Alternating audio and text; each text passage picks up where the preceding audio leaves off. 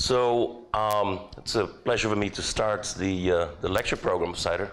I ran into a little bit of a cold, or a cold ran into me, I guess is the physical term, so I hope I'll get through this without croaking too much. But one way that I discovered that if you have a cold and you lecture, that the role really needs to switch from lecturing to audience participation, and so I'll try to engage you as much as possible, at least in the beginning, for that.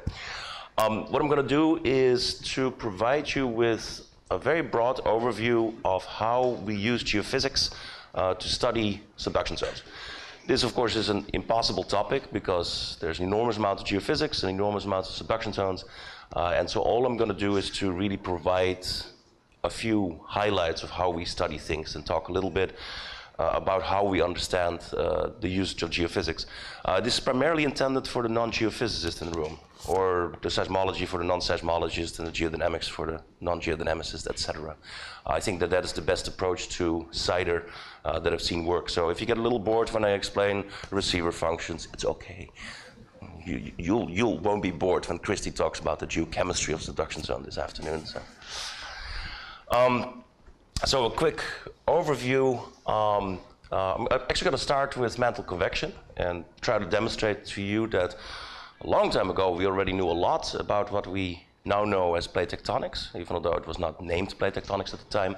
And then we're going to give some geophysical applications of studies of how we look at the incoming plate, what's happening as the plate is subducting, the deep processes, where deep in my terminology here is relatively shallow for the deep earth scientist, and then we'll move back up through the mantle wedge and the overriding plate.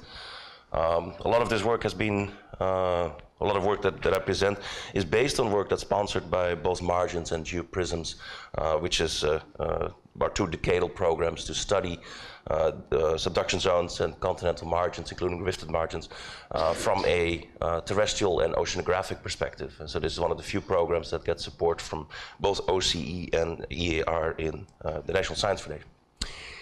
So to start off, is it possible to reduce the light a little bit? Or, okay, so in order to start, and I really would like you to feel very comfortable asking questions, and maybe in particular the students and the postdocs before the senior participants. So feel free to interrupt me anytime when something's not clear or you have a question. And to start off this process, I just want to get to a few questions from you. I mean, what mountain are we looking at here? This should be straightforward. This is Mount St. Helens, lateral blast, 37 years and a month ago. It exploded sideways, killing a few people who were in the wrong side of the volcano. We had a meeting in 2009 where we took a field trip with a number of the international participants, and we all took pictures of this hazy mountain, and Ikuko Wada was the only one that was smart enough to put a few of these tree stumps in front of it, making for a much nicer framed picture. Okay, second one, Adam cannot guess, and Sarah cannot guess either. This one might be a little harder. Which mountains are we looking at here? This mountain looks a little bit like Mount Crumpet from The Grinch. Any guesses? Is also in the Cascades? No, it is not. Can you speak up? Because It is Jefferson, yes. This is Mount Jefferson, and behind it, very vaguely, you can see the Three Sisters. This picture was taken during the 2009 meeting that we had on Mount Hood. They have a very nice timberline lodge there, and this was the view we had at breakfast. So fantastic, so everybody was taking pictures. And then as the meeting started, this enormous PowerPoint screen came down, and the room got dark, and we might as well have been at Denver Airport, or UC Berkeley for that matter. Those are Rocky Mountain ravens. There's actually a second one that's hiding right there. They love the garbage that's being put out by the folks at the Timberline Lodge. So let's start with some history, and I'm going to show some old people, and I would like to ask you, well, at least it keeps us entertained, right? I'd like to ask you if you know who this person is. This is a German scientist. He's a meteorologist and a polar explorer. Wegener, Alfred Wegener. He was a heavy smoker, He didn't live very long. In the 1930s, he died on Greenland as part of an expedition. Everything went wrong there. They had frostbite.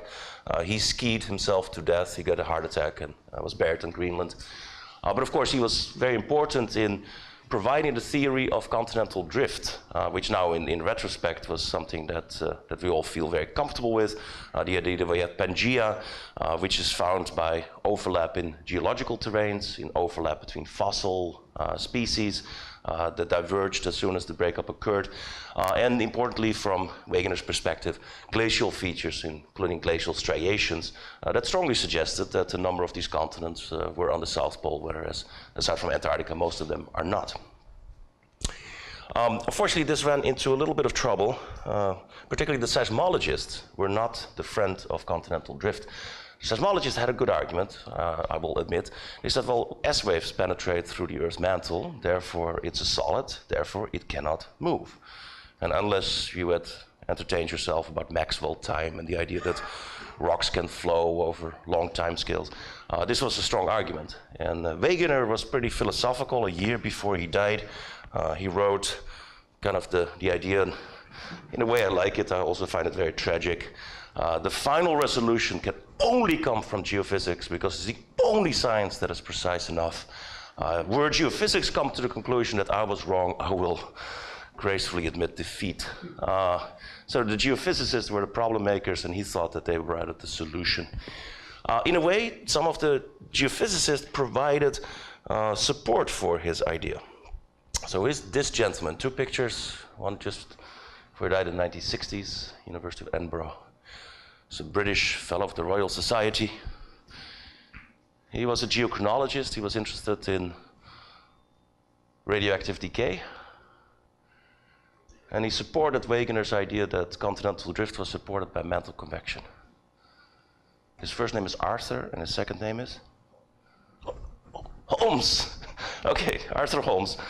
He provided the idea, since he was interested in radioactive decay, and he was one of the first early people who tried to make estimates of the age of metamorphic terrains.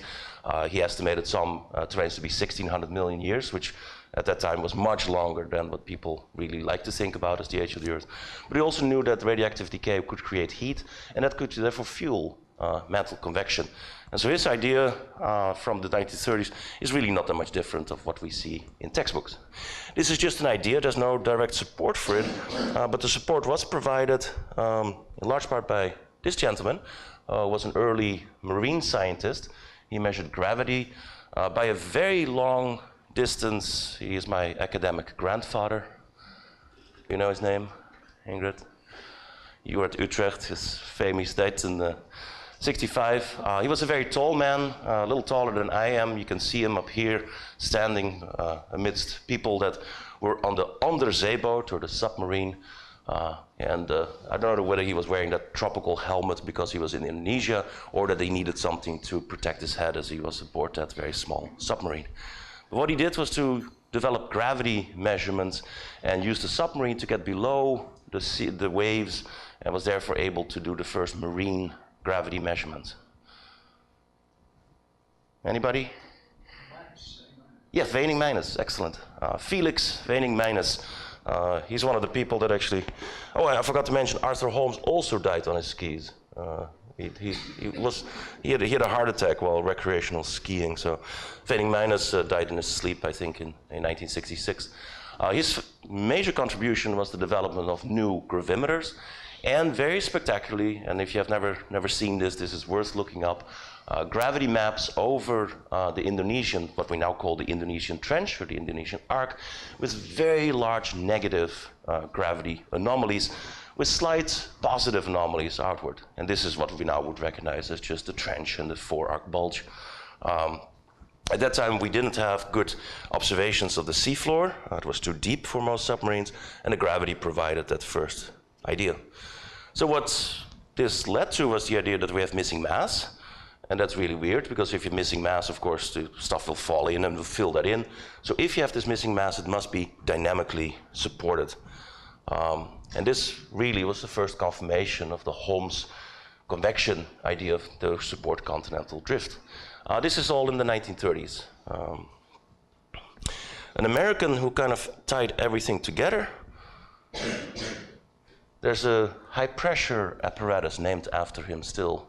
He was the first person to deform, or not the first, but one of the first people to successfully deform rocks and demonstrate that mantle silicates actually deform as a fluid over geologic timescales.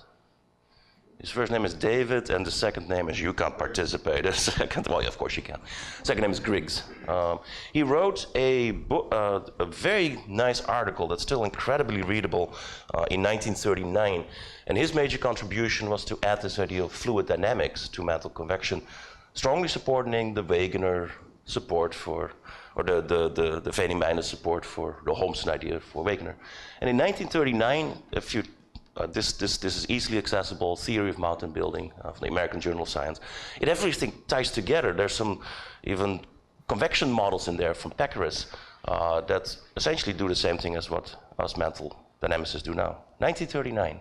And we didn't know mid-oceanic ridges at that time, but we knew about essential subduction. A very important contribution, Griggs doesn't name him in the article, but a very important contribution was made in Japan by Mr. Wadachi. That's how you pronounce the TI. And what he did was to have very good evidence for deep source earthquakes going down to 600 kilometers or thereabouts below Japan. And here is a map from him from 1935, showing below Japan very deep earthquakes, in this case going down to 300, 400, 450, with a relatively flat geometry below northern Japan, steeper below the Kanto region down to Izubenin. In Ryukyu, relatively steep, no deep earthquakes below Nankai. If you look at this, you could have made this as a slab surface map today. Maybe it's a little bit more precise these days, but the essential information about subduction zones and earthquakes in there was known in the mid-30s. So by 1939, everything was ready. Unfortunately, the seismologists had a really strong voice in this, and they contained the idea of continental drift to be a silly hypothesis. Here's somebody who grew up in Michigan. She got a master's at the University of Michigan, then moved on to Columbia University. She died about 10 years ago. Marie Tharp. She was able to get access to US Marine ship tracks and submarine tracks that she couldn't publish because it was protected data, but she was allowed to make interpretational maps of that, and you've all seen these particular maps either on the walls of your institution or in textbooks. In 1957, she was the first to look at a detailed map of the North Atlantic, very strongly highlighting the mid-oceanic ridges as the complement to the subduction zones, even though at that time it was not known that there was actually rifting at that. Here's another person who had an untimely death. He got murdered in 1995, the week before AGU. It's a robbery gone wrong. He's a paleomagnetist, an Englishman. This is Keith Runcorn. He was the first to use paleomagnetic methods conclusively and convincingly to demonstrate that if you wait on a continent, you see the pole drift, or the continent is drifting with respect to the pole. And so he was able to illustrate by taking polar wanderpath from North America and polar wanderpath from Eurasia that the pole drifts in different directions.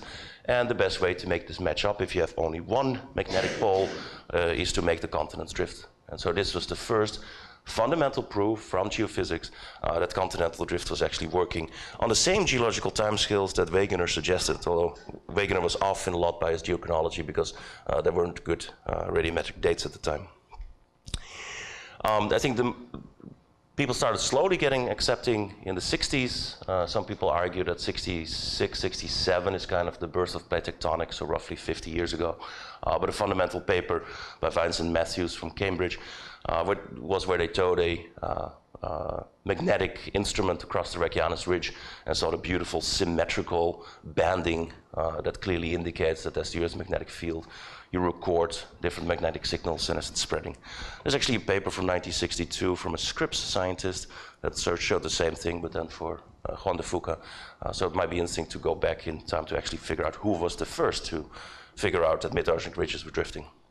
But that was when we got to plate tectonics. So you see that just by having people have a wrong argument about the Earth dynamics from seismology holds or held back progress into essentially plate tectonics and mantle convection for about 4 decades.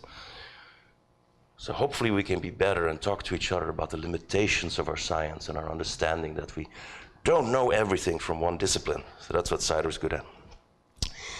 So it's a little bit of a dark picture with this light, but what I've highlighted here are already a number of processes where geophysicists study essentially subduction zones and plate tectonics.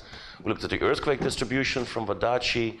We looked at geodetic studies from Benioff, interpreting the dynamics of subduction zones. These days, of course, we also use the GEO, GPS, and INSAR. They provide very clear indications about how slabs are subducting and deforming at depth. Paleomagnetism looked at continental drift. Of course, many paleogeographic reconstructions as well, demonstrating this much more precisely than what Runcorn did. We can also look at the structure of subduction zones from magnetic methods. Deformation studies, this is Griggs. Of course, deformation studies kind of starts blending into petrology and therefore geology and geochemistry as well, so it's not strictly a geophysical study per se. Heat flow measurements as a separate component about seeing what heat comes out of the Earth. And one thing I will not address in this talk at all is modeling. Modeling has multiple forms. It can be done by just taking forward models using conservation equations of mass, heat, and energy, and understanding some constitutive equation, and then you can model a subduction zone. But you can also use modeling to much improve data interpretation, data inversions for tomographic techniques, for example, understanding where things happen. And so modeling is a very broad application, and I'll not really address that in this talk.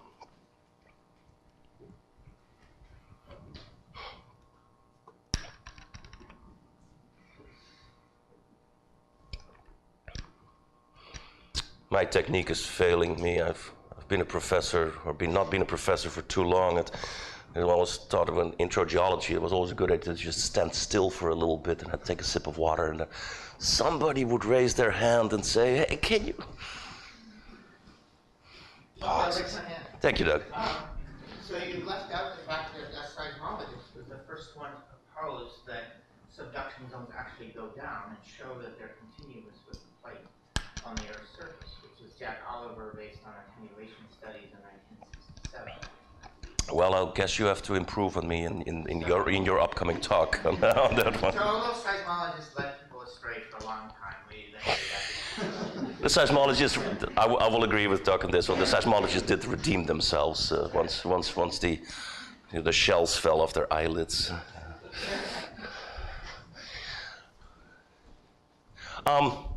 So subduction zone. For anybody who doesn't know the ETH color scale that Taras Geria has imparted on us, this is the ETH color scale. Beautiful purples and oranges and primary colors and everything in between. It's if there's purple, it comes from Taras Geria's group. This is one of many cross sections through a subduction zone you can draw with some indication of processes. This is not a complete diagram, this is not a correct diagram, but it indicates some of the processes that are going on. We have an incoming plate. We know that there's actually a lot of very interesting dynamics going on in the 4-arc bulge, where we have faults dipping down. We know that slowly as the slab is going down, it starts locking. We get a seismogenic zone, at least on seismic timescales it's locking. We have big underthrusting events. This tends to end near the moho in most subduction zones. And there's this very intriguing separate part of deformation that occurs on different timescales than typical earthquakes, which can be caught in the general term episodic tremor or slip, or ETs, which occur, well, up dip and down dip of the seismogenic zone, and maybe even deeper.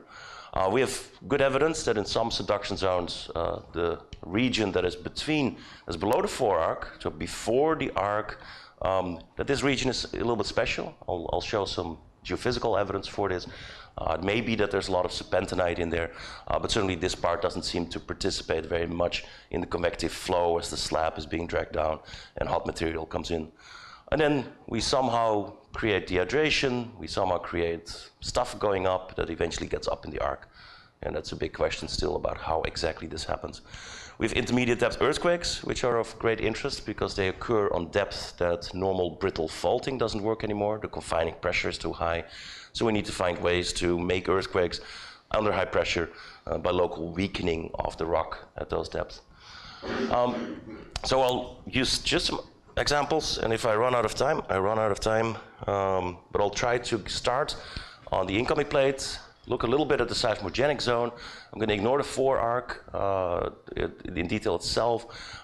Look at some deep slab processes, down from 80 kilometers to a few hundred kilometers, and then bring us back up to the volcanic arc. I will have borrowed, and I've indicated the slides that I borrowed from a subduction zone meeting that Geoprisms organized 2 years ago at Redondo Beach. Some of you were at that meeting, and we had a great student symposium ahead of that, which allowed us to kind of discuss at an introductory level the type of processes that are going on both in geochemistry and geophysics, and I've borrowed some of those slides. So the incoming plate, this is of course Geology 101, but it might have been a while since you took Geology 101. The incoming plate has a basaltic crust of roughly 7 kilometers on top of a archmagitic or slightly depleted peridotitic mantle. At the magma chamber, dikes are feeding magma into the extrusive of the pillow basalts. This extrusive section of the dikes plus the pillows is roughly 2 kilometers. And then the magma chamber solidifies and causes intrusive rock, or the gabbros. It's a rather boring crystalline rock. At least I think it's boring, although I have it in my kitchen. They sold it to us as granite. And it's just a gabbro. Yeah. Gets a lot prettier on the mantle side. Beautiful picture from Cinti Lee of peridotite nodules included in mafic material, where these came up from 30 kilometers, demonstrating what the mantle looks like. Even at the ridge, this crustal pile is affected a lot by hydrothermal circulation. We've seen for the last 35 years or so big evidence of black smokers, which indicates hot material or hot water coming up from deeper down. And we think that the hydrothermal circulation is principally limited to the extrusive part of the pile, with the gabbros not necessarily participating as much. It's a little hard for us to tell what's happening in the gabbros, as there's been only 2 drill holes that I know of that have gone into the gabbro. And so we have, aside from exhumed terrains or ophiolites, we have little evidence of what the gabbros in the mantle section directly looks at that. So geophysics helps us to identify what's going on. Hey Peter, can I just point out, I can couch this as a question, but the sort of the ball and stick magma chamber, or what's affectionately called a ball and stick magma chamber on that top cartoon is very widely viewed with skepticism now. So I understand this is just a cartoon, but I wanted to point out that if you look at Discovery Channel documentaries and things like that, they always have the ball and stick magma chamber with the witch's cauldron of bubbling magma, and it's probably doesn't really exist. It is a Geology 101 textbook picture. Understood. Yeah, they get my apologies for hurting your sensitivities at this early stage. I just like that idea not to continue to be propagated. Okay. So I'm not giving you a hard time. Well, let me move on then from this picture. Strike it from your memory. Where's the camera? Don't look at this at home. So really beautiful, you can barely see it, but it says crust here and mantle, the moho or the moho ridge, Vichik discontinuity separating the two. Beautiful seismic refraction study from about 15 years ago, Cesar Ranero and others, providing some very intriguing ideas that as you get into the subduction zone, so the trench is right there, this is Nicaragua, overheading plate is here, the arc is about 500 meters over that direction, that you have very strong reflectors that look like down-dipping faults. And these faults, as you can see here, cross the moho and then soul out into the mantle underneath it. Very intriguing idea that the crust and the mantle below it are cracking as a consequence of the bending in the forearc bulge. We now know that these provide actually efficient fluid pathways and therefore cause a mechanism to rehydrate both the lower crust as well as the mantle There's some good evidence for mantle hydration. Some early study by Ivan Ditch from roughly 10 years ago, where OBSs were put in this section with the normal faulting, and they saw a strong reduction of the seismic velocities below this bending, and this is the relative velocity difference with really marked velocity contrast. This could be done by the cracks themselves, this could perhaps be by anisotropy, but I think most of us assume that this is now active serpentinization, where the formation of serpentinite out of olivine causes lower seismic velocities. So if you think about what goes into a subduction zone, we don't have a dry crust, we don't have a dry mantle. Sediments are highly variable. Volcanic sheeted dikes maybe have about 2 weight percent. Gabbros is not known, but it's presumably less, some estimates of 0.7. And then for serpentinite, we don't really know how much goes down. In some regions, it's indicated that it could be a lot. In some places, there's no evidence for serpentinization. A recent study by Shillington et al. From Nature Geoscience a few years ago, where they put 2 seismic traces in the Aleutians. This is a region of interest, the Shumingen Gap here. You might be able, let me trace out the circles here. There's a circle, there's a big circle, or ellipse. Those are rupture areas of large underthrusting events in the Aleutians. And the Shumingens have not seen one of those large underthrusting events. And so that might mean that it will come, and it will be a big one, or for some weird reasons, this place is where there's no large seismicity in the underthrust. So they had a very nice active source seismic study. The bathymetry between the Shumingen Gap and the Samidi region, that's kind of a control over on the side here, already indicates massive differences. We get these very strong fault-bounded basins in the Shumingen Gap. We do not have them in Samidi. If you look at the seismic, it's a little hard to see, but where you have these faults, you can actually see these traces going down into the deeper part, very similar to what happened in Nicaragua. And from the seismic refraction studies, where essentially you measure the sound velocity going down into the crust, you again have in the Shumingen Gap relatively large amount of reduced seismic velocities, strongly suggesting serpentinization, whereas in the control section here, there are little variations, maybe suggesting no serpentinization whatsoever. So this is a great way for us to probe the petrology of a downgoing slab by using seismic methods. It's not just seismics we can use for this. There's a couple of nice papers by Sammer demonstrating that active source electromagnetic methods using ocean bottom magnetometers and a towed magnetic signal allow you to see penetration of high conductive anomalies. So this is resistivity, so the red is very low resistivity, the blue is very high resistivity, so this is low conductive channel, high conductive channels going down. Very similar, they also align with these regions where you expect a fault. So electromagnetism also indicate the potential for fluid pathways. Seawater is very conductive, and this likely is the direct signal of seawater penetrating into the forearc bulge. An extension of that study into the trench demonstrates actually that fluids go down into the trench. Maybe they disappear here. Maybe this is where the active dehydration is happening, where the fluid phases are being squeezed out.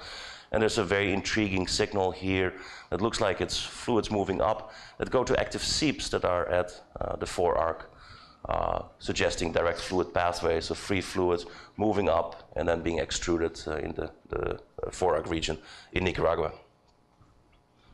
Is that about correct, Sammer? Always fun to present somebody else's work when they're in the audience.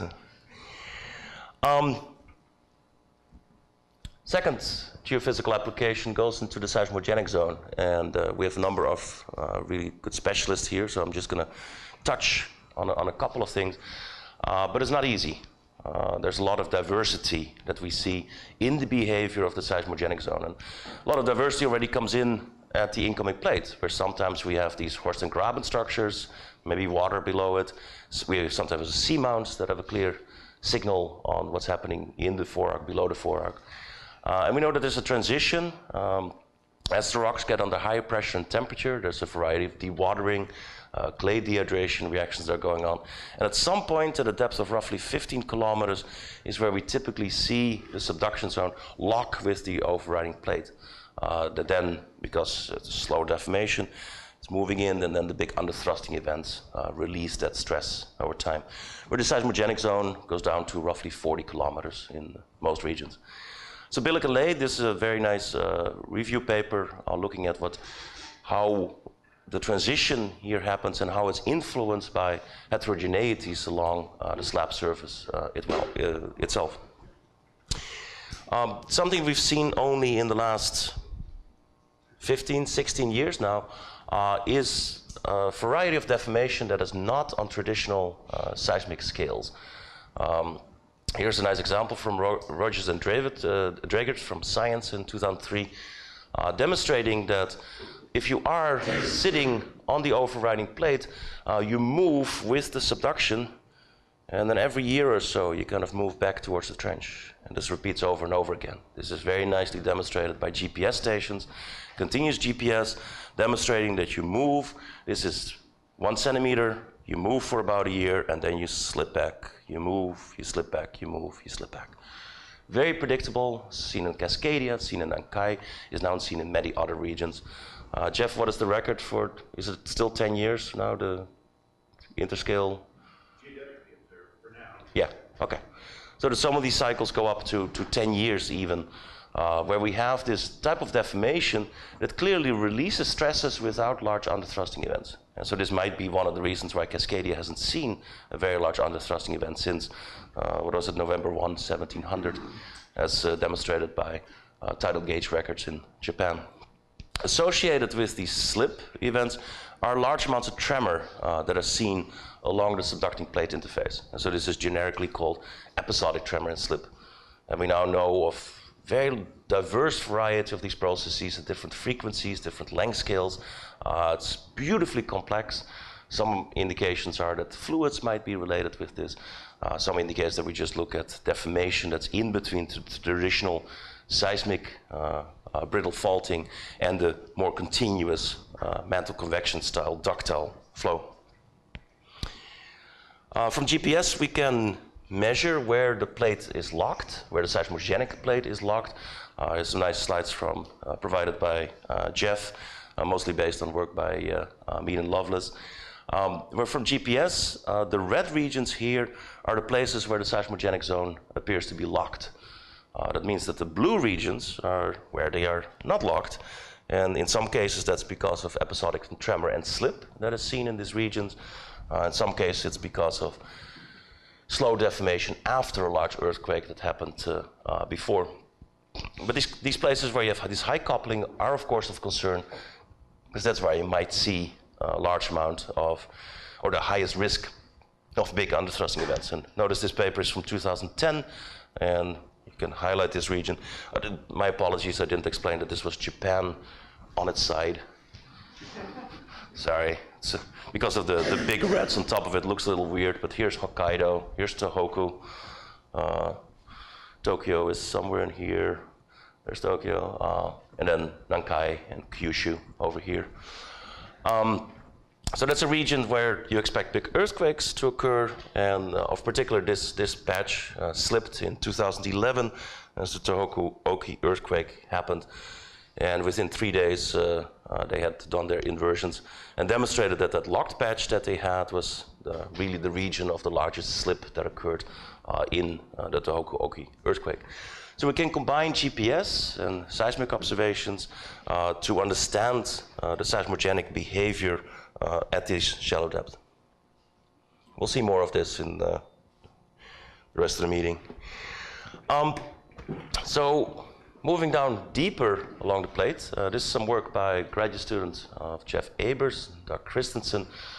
It's a very nice study across the eastern edge of the Alaska subduction zone. There's a road between Anchorage and Fairbanks where they were able to put seismometers down and provide the best detailed study of this region using seismic arrays, where they were able to highlight the local earthquakes and from that infer where the subducting slab is. There's other ways to infer the subducting slab in this region as well. I'm going to use this as an illustration of how we use other things than seismic velocities. Aside from seismic velocities, just reduction in P and S wave velocities, which might indicate serpentinization, for example, of where hot things are. We can use things like attenuation, or how non-elastic is the medium behaving, or we can use anisotropy and link that to active deformation. I'm not going to talk about anisotropy, but I just want to highlight how we can look at attenuation and understand that something special is going on in most subduction zones.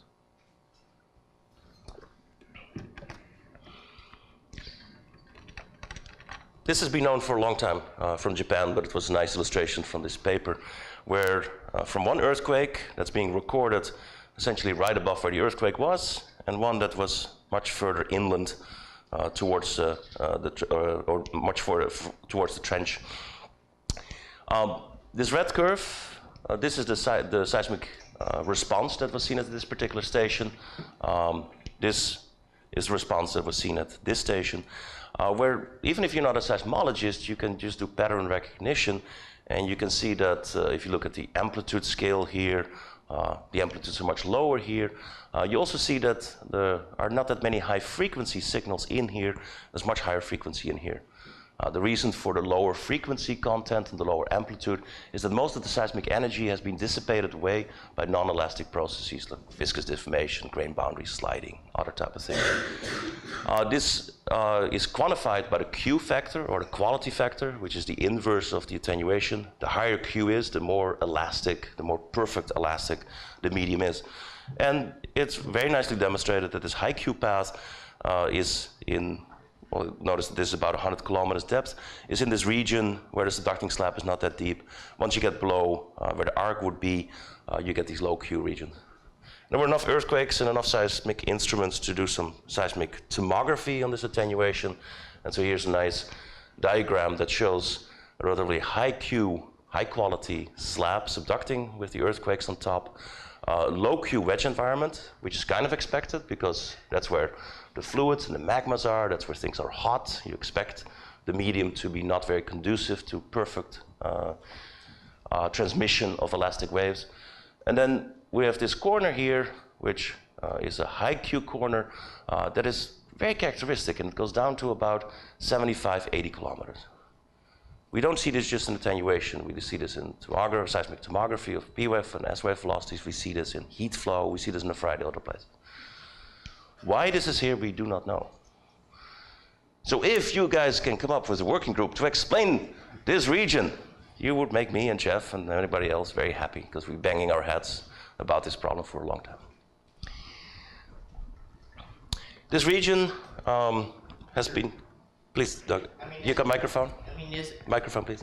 Peter, isn't it essentially a result of the fact that you have frictional sliding and slow slip events rather than viscous coupling across the shallow part of the subduction zone? Well, the answer is probably yes, but we don't know why. So the mechanistic reason why at 80 kilometers something changes is not known.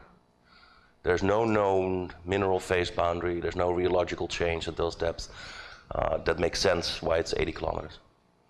So Doug's question really goes into, in order to make this region, which is high Q, it suggests that it's actually taking away from the convective flow that happens in the mantle wedge.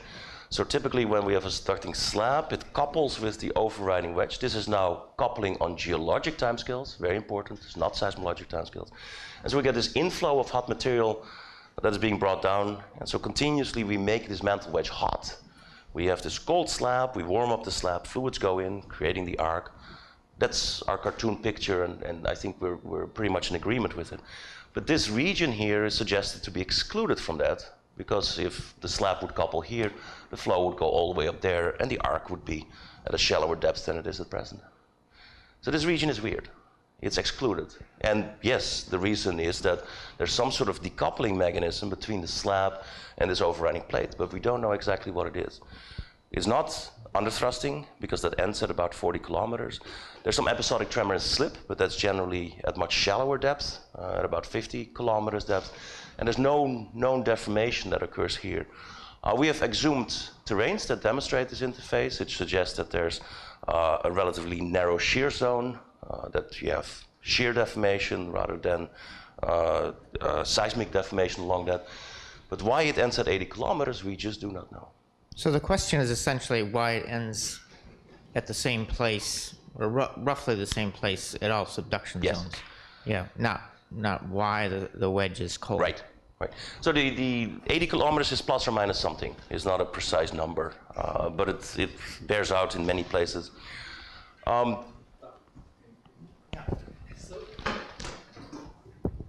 Do we understand why the shallower slab also have a lower Q? Where you actually have earthquakes? I don't know. I always thought that this might be fluids that get dehydrated when they're further down. But Jeff, you are in the audience. You can answer this question. It's your diagram. Yeah, I mean, everyone asks that when this figure goes up. So if you're going to show this, you should be prepared to answer it. That's why we invited you to be part of this meeting. So I mean, a couple of things. The absolute numbers are much less if you can decode this weird color scale. There's about a factor of 5 less attenuation. The sampling, if you sort of look at where seismic rays goes, they kind of go like those lines that show that sample the upper stuff. It's really easy to image between the earthquakes and the seismometers. It's really hard to image under seismometers. So we haven't worried about it very much. But if you want to worry about it, you could make something up involving fluids, as Peter said. I just did. This has been known for a long time, by the way. The people saw these waveforms when you just walk from in Japan, when you walk from the coastline towards the arc, and you just look at the same earthquake. It's very attenuated. When you get to the arc, it's not attenuated. And this is from Selwyn Sachs, seismologist at Carnegie. We basically made an interpretation, essentially just on waveforms, back in 1984. A slightly more quantitative way of looking at this. These big circles essentially indicate high attenuation or low Q. The little circles indicate, this indicates high Q, this indicates low Q, where the volcanic front, the VF up here, seems to be the delimiter between the two. So this cold corner seems to, or this region that is high Q seems to be everywhere. We tend to call it the cold corner because it's also a place where we see some of the lowest heat flows on the planet. Even in a warm subduction zone like Cascadia, Cascadia is generally considered a warm subduction zone because you have young oceanic crust subducting slowly, and that creates for relatively high temperatures at shallow depth compared to, for example, Tonga or Tohoku, where you have old ocean and cold oceanic lithospheres subducting relatively quickly. In this place, we have heat flow that's measured from a variety of probes, as well as a layer that's imaged in seismology that corresponds to methane dehydration wells. And then, as soon as we get to the arc, we have large scatter. But before that, the heat flows are on the order of 30 milliwatts per square meter. And that corresponds to an average heat flow out of the Earth of about 100 milliwatts per square meter. 30 milliwatts per square meter is incredibly low. And that very strongly suggests that below this region, we have very low temperatures. And most thermal models, and we'll talk a little bit more about that on Thursday, in order to create these very low heat flows, you need to have relatively cold conditions. And this is where, this is from Heidman and Peacock paper, they really like this idea of a serpentinized or hydrated mantle.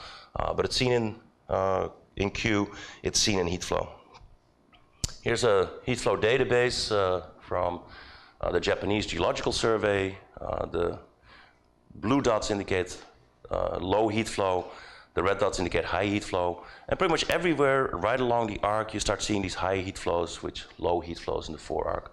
There's an intriguing incursion here where it looks like there's low heat flow going into it. So it's not perfect everywhere. There's some variations, but heat flow strongly suggest we have a cold corner of high Q material. Gets even better if we start looking at some high-resolution seismic studies that make use of converted phases that come up below a seismic array. This work by Michael Bostock using an array that was put over Oregon, very dense seismic instrumentation. And this is not a tomographic image. What these color changes indicate are changes in velocity that are seen by the seismic waves that come up to the array. Maybe the easiest place to start is the MOHO, where we go from red to blue, which is indication that we go from relatively low velocity to relatively high velocity. We go from blue to blue, where it's indicated that we have relatively low velocity here. And this is the hydrated basaltic crust that's subducting below Cascadia. When we get to a depth of about 40 kilometers or so, we start losing this low velocity region. And it looks like this is still a little bit, but it's not that much different. And this is interpreted, as is shown in the figure, as eclectization, where the eclogite has a lower seismic impedance contrast with the peridotite compared to the basalt. So what this is suggested that we look at active dehydration. We go from hydrated basalt to dry eclogite, and these fluids are probably bumped into this region. That stands out now for different reasons, because the continental MOHO, as you get closer and closer to this region, the arc is roughly here, it stops being dramatic, it becomes opaque. This suggests that the velocity here and here is roughly the same, and then it might even invert closer to... This is very intriguing. This is something that is hard to explain, except assuming that this region has much lower seismic velocities than the mantle wedge itself. And these seismic velocities could be continental crust that is being dragged down there. That's not impossible, but typically we like to infer this as active serpentinization of the peridotite, where the fluids that are being driven off cause serpentinization that has a very strong influence on the reduction of P and S wave velocities, and therefore causes this disappearance of and potentially inversion of the MOHO there too. Intriguingly enough, Cascadia is the only place where this is shown with this much dramatic effort. A lot of other regions do not show this strong serpentinization at all. But in Cascadia, where we have a hot slab, so very efficient hydration, that's likely the typical place where we expect a lot of, maybe 100% serpentinization. So here's a quick diagram. I don't know, random, just to add a random thing in there. If you care about microbes and how life started, there's a great paper by Oliver Plumper that takes serpentinite mud that comes out of the Marianas Trench and talks about how these are the great places to start life. So we can take serpentinite and make life out of that. Serpentinization is relatively, may have forgot this from MGs and FEs, but Sarah and Christy will be able to correct me on this one. But if you take olivine, you add water, you create serpentinite and magnetite. Where serpentinite is a bit of a soapy texture. Are we going to see serpentinites tomorrow? Yeah, we have some. Yeah, good. The magnetite is interesting because that suggests that there should also be a magnetic effect that you can measure in that. And that has been not as successful, I think, as was hoped for. Just so you know, Peter, 15 minutes until including questions. Okay. Well, what I'm going to do is then finish up with the intermediate. I started at 9:30, so don't we have 90 minutes? Yeah, we can run into coffee break a bit. It's supposed to be over at 10:30. Oh, you're just giving me 60 minutes. Ah, I see. Yeah, the introductions took quite a while. So I am the victim. I am the victim of the introductions. Well, thank you guys. Why don't you go an extra 10 minutes, please? I think we need our coffee. So what I'm going to do is look at intermediate slab processes and maybe finish up quickly after that. So this is another receiver function analysis where we have the transition from blue to red to blue, indicating there's a low velocity layer here. This is now below the array in Alaska. What we see very nicely in here is the MOHO. It's a very strong velocity contrast. And we know that there's about 14 kilometers of oceanic crust going there. It's a Yakutak terrain that's essentially doubled oceanic crust. And so we can infer the top of the slab from that as well by just extrapolating the MOHO by 14 kilometers. The black dots indicate earthquakes that are located within this velocity model. And they do something intriguing. This is below 40 kilometers, so this is intermediate depth seismicity that requires a special explanation beyond just brittle faulting. And they sit in the top of the crust at shallow depth, and then they intriguingly seem to dip into the slab, and then there's no more seismicity deeper down, about 120 kilometers or so. It's also the place where this low velocity anomaly becomes weaker and disappears. So there's a strong suggestion that somewhere between here and there is this hydrated basalt to eclogite transition with production of fluids at a depth of about 120 kilometers or so. This line that is in there is not drawn through the earthquakes. Well, it is, but that's to show a correlation rather than my sketching ability. This is the place where we predict from our thermal models, I'll talk a little bit more about that on Thursday, where this blue schist to eclogite, so blue schist is a high pressure, low temperature, mafic phases, where this transition occurs. And it lines up quite beautifully with the earthquakes. And so if you want to think about intermediate depth seismicity, I'm not going to talk about all of the mechanisms that have been proposed, but often fluids are being used, where the production of fluids can change the local volume and therefore change the behavior of the rock that allows for earthquakes. Before I give Sean, if somebody can give Sean the microphone and then take the question after that. One thing that's intriguing is that the earthquakes here are limited to the oceanic crust. They don't occur in the mantle. And that suggests a petrological control about where earthquakes occur. So, Sean? Peter, I just have a question about the vertical uncertainty or the location uncertainty here. Because you see the blue schist transition is a kind of very precise location according to like thermodynamic prediction. But for earthquake locations, probably the uncertainty is like larger than that, right? Yeah, so Jeff, what was the formal, it's in the appendix of this paper, by the way, so you can look it up if you're really interested. What were the formal errors on this? A couple of kilometers? Yeah, I mean, we worked hard to do relative, getting technical, but in this paper we were very concerned about this issue. We had this very dense array of about 40 seismometers right on top of this small chunk of a subduction zone. We were trying to get accurate relative locations between the surfaces imaged with the scattered wave inversion and the earthquakes. And so there's a lot of sort of tests and you can imagine doing and coordinating the velocity models and making sure that everything's located in the same way. So it's within a couple of kilometers, the relative location between where the boundaries are and the earthquakes. And these are the boundaries, of course, that you use to define the boundaries in the thermal geodynamic models. So hopefully all of these errors are kind of systematic. So it's actually so given, I think how accurate these thermal models are, it's probably pretty good. The formal accuracy of the thermal models based on just the discretization error that is being occurred is very small. On the order of a degree. I actually believe the precision of the thermal models. But, oh, no, don't do that. Don't do that.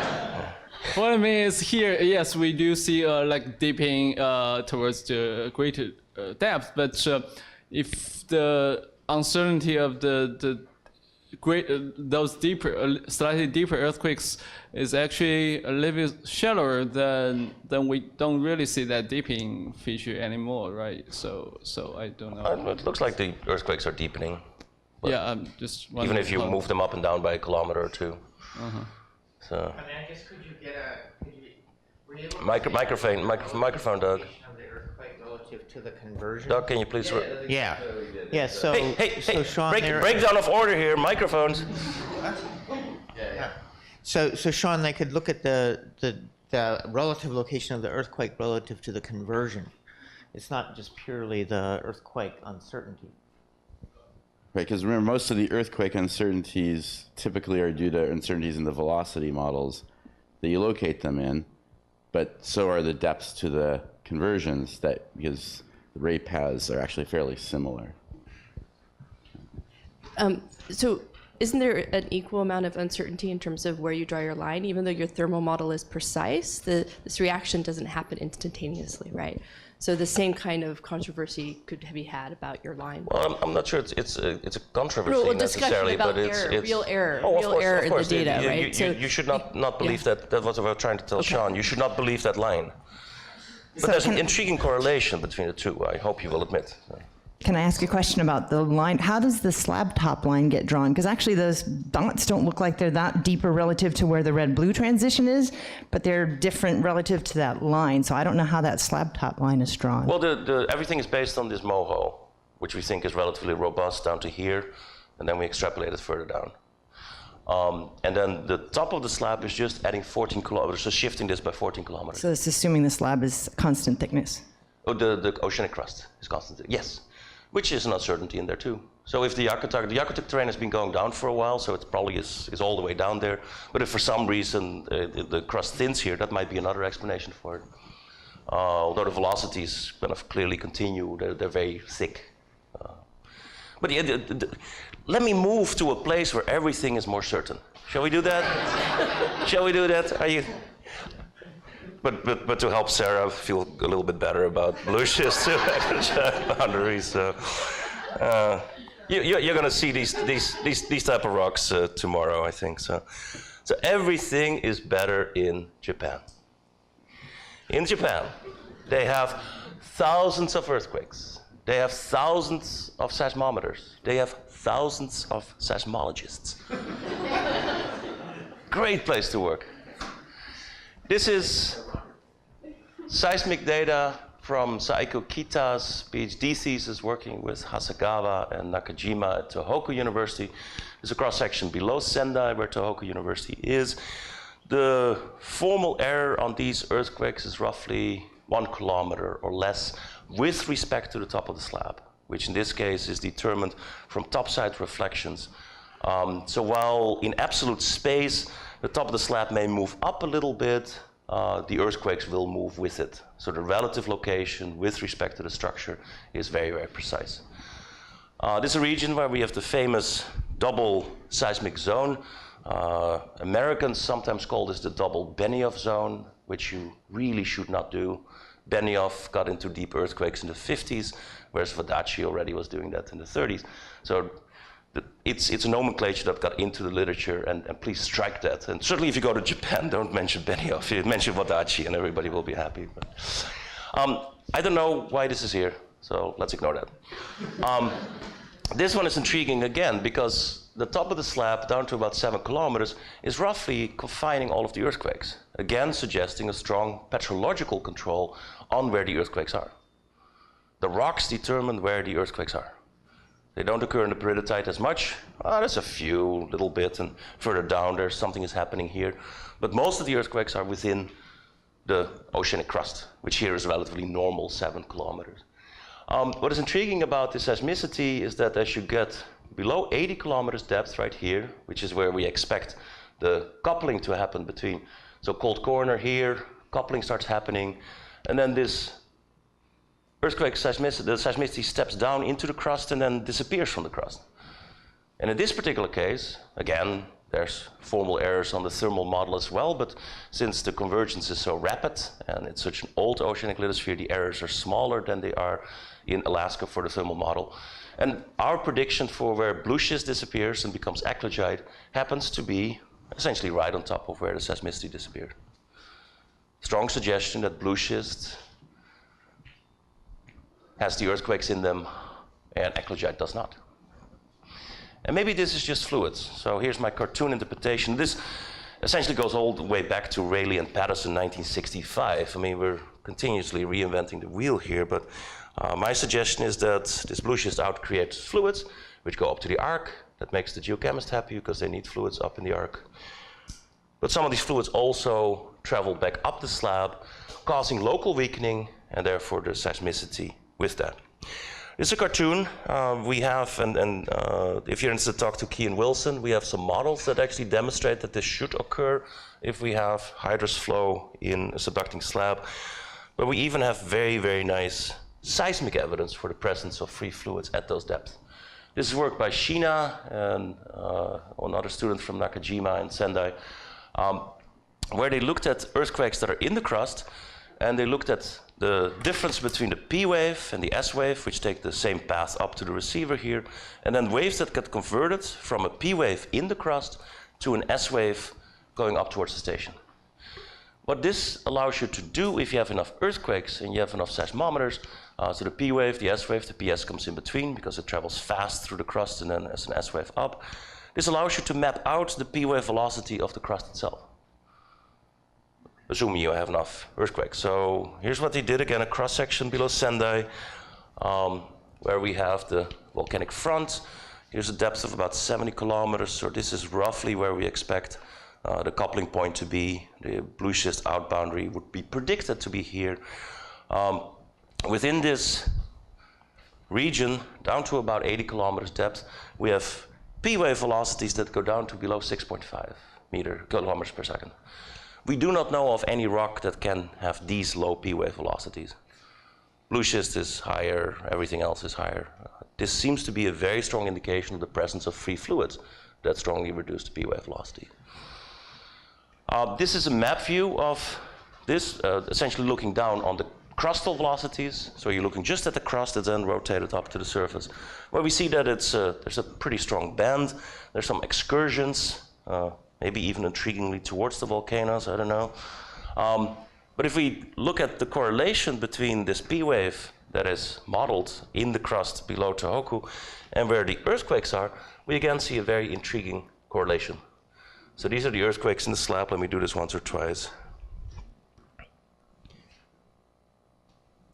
Where there's this band of earthquakes that beautifully lines with where the low P wave velocities are, to me strongly indicating that free fluids are causing intermediate depth seismicity.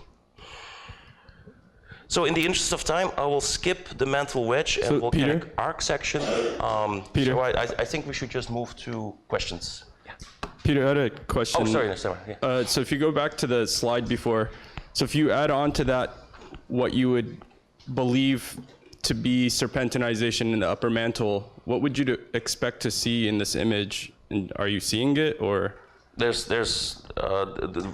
method only maps out the crustal velocities. So this is uniform because there's no sensitivity. So we don't know anything about the velocities here from this particular method. If we look at tomographic sections that do P wave and S wave velocities in this region, the velocities are pretty close to normal peridotite, indicating relatively small amounts of serpentinization. Jeff wrote a Nature Geoscience paper on that earlier this year. It seems that massive serpentinization only occurs in the warmer subduction zones and not in cold ones like this, presumably because the fluids are not being produced still deeper down. So we have, I'm interested in coffee, you guys are interested in coffee, so are we right at the coffee break, Christy? Right, you can go for another, say, 10 minutes. I will, the rest of the mantle wedge, there's too much stuff in there to do that in 10 minutes. I don't want to hurry this. It was also something that, to give you the very brief summary, it's really hard to image the mantle wedge with seismological or electromagnetic methods. We're getting better. There's some intriguing correlations, in particular below Cascadia, where we have a lot of instrumentation, of course, in Japan. But it's really hard to directly map out fluid pathways, and so the geochemistry tends to be better at that than the geophysics. Very intriguing combination of geophysical techniques is going on in the study of arc volcanoes, where we combine GPS, INSAR, seismology, earthquake locations. We can map out magma chambers that don't look exactly the way I showed them in the Geology 101 slide. We can see them, we can correlate these things. And this is a burgeoning field that I think is very exciting. And if you are interested in the few slides I put together on that, I'd be happy to show them to you after this talk. Questions? Doug, microphone. Microphone. He's an organizer, can you tell? Maybe just to provoke something, but one of the, and to raise an issue for the students of something that I think is not very well settled. There's this beautiful images of the double seismic zone there. What causes the lower zone? I gave you my answer. I don't know. Right. I mean, you may want to comment on the theories, or you know. The earthquakes occur in the where antigerite is stable. They tend to not occur where antigerite goes to either phase A at high pressures or just back to peridotite.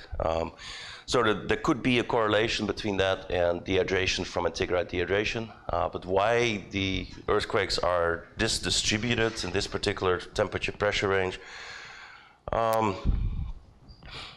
This is really weird. There's not that many places where we have really accurate determination of the double seismic zone. Teleseismics do not tell us much about the clear separation. There have been some attempts in the literature to do so, but it's really, really hard. There's some local studies, and I think you will discuss Sean's work on this, where it's intriguing that it looks like the colder the subduction zone is, the deeper the double seismic zone goes. But again, the error bars on that are relatively large. People have suggested that these are breakdown of fluids, but it's weird because this is actually not where dehydration is predicted. This is where antigerite actually is stable. Maybe one of the best suggestions is that fluids are shooting up. There's one of the many subduction fact 3 papers that Brett Hacker and Jeff Abers penned that suggests that in a cartoon. And Manuela Facenda has made some models to suggest that this might actually be happening. I think that is about the state of the art. It is, since it's so diffuse and broad and not quite global, but almost global, it's a really weird region of seismicity. It's in the mantle lithosphere portion of the slab often, especially in the cases where it gets deeper and deeper. So important thing to think about is like, what is the phase relationships in the mantle lithosphere portion of the slab? And there's other important hydrous minerals besides serpentine. And so there could be there's some loose, like depending on the thermal structure, depending on what you think the thermal structure is right there, there could be some other dehydration reactions. If How do you get water there? That's The outer rise faulting is a good way to introduce it, as well as hydrothermal circulation. Yeah, the outer rise faulting doesn't go down to 40 kilometers. Well, so we have we have some evidence that there's places where we see things that come from that deep that have hydrous minerals in it. So the question is, if we have some observations is there, even if we don't know how it gets there. Yeah. Well, this is where Facenda's solution was somewhat originally. He said, well, in these cold subduction zones, you bring lots of water down, that dehydrates, and then shoots back up the slab. Since in between here and there, you essentially have the elastic neutral plane. It's really hard to bring faults down past that neutral plane. And that's why the outer rise hydration is very unlikely, unless we get direct evidence of faults actually going down. But they did. The seismic evidence for Nicaragua as well as for Alaska suggests they sold. Oh, I'm so sorry. Why did you not have a microphone? You're one of the organizers. Well, he took it away. Okay, the question, the question, audience, if you're still awake, the question from Christy was, well, there could be other hydrous phases, and there's some evidence for that coming up. How deep could it get? We know the outer rise faulting, or how deep could it go? And the question from Christy is, how deep can the outer rise faulting go? All of the seismic refraction evidence that we've seen is that it sols out at relatively shallow depths in the mantle. And you don't have a microphone. You guys are impossible! But Doug is going to show some evidence that it might go much deeper. Jeff, could please. you move forward one slide? I think this is a good one to ask. So you showed, or you suggested, that these free fluids are important, or essentially what allows those earthquakes to occur, the intermediate depth earthquakes to occur.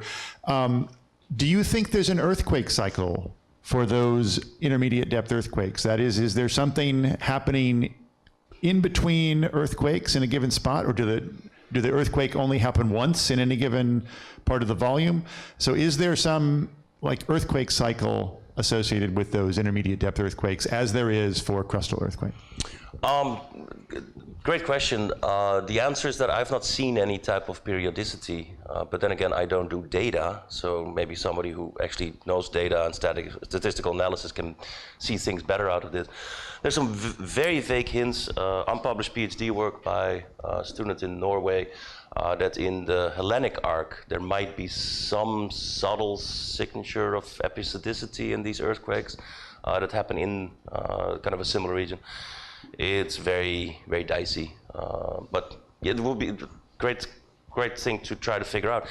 If these are fluids, you somehow would expect that you might see migrating fluids over geologic timescales, and it will be interesting to see if the earthquakes support that idea.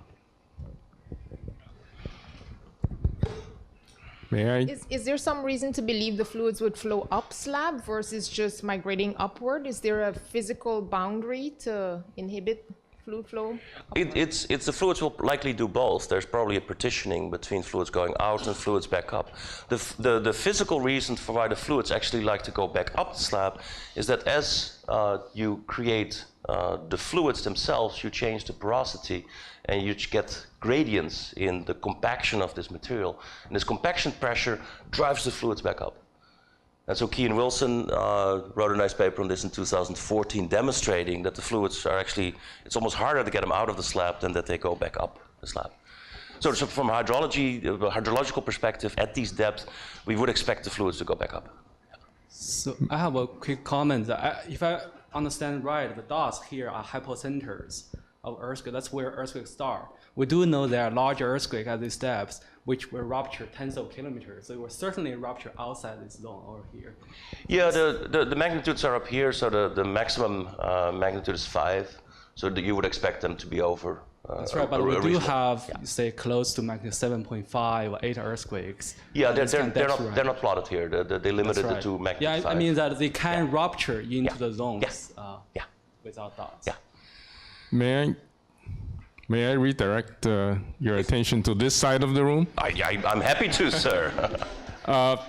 First, it's just a quick comment that this, it's actually very common to have really large normal faulting earthquakes seaward of the trench. And it's been proposed very early on that some of them may rupture to a depth of, say, 60 kilometers or so. So it's not just reflection imaging that we can use to trace the depths of the normal faults. And the question is, back to this cold corner, or whatever you want to call it. Now, in South America, as we know, there are many places where the slab remains essentially flat and there is no active volcanism, but eventually the slab would have to bend and go down.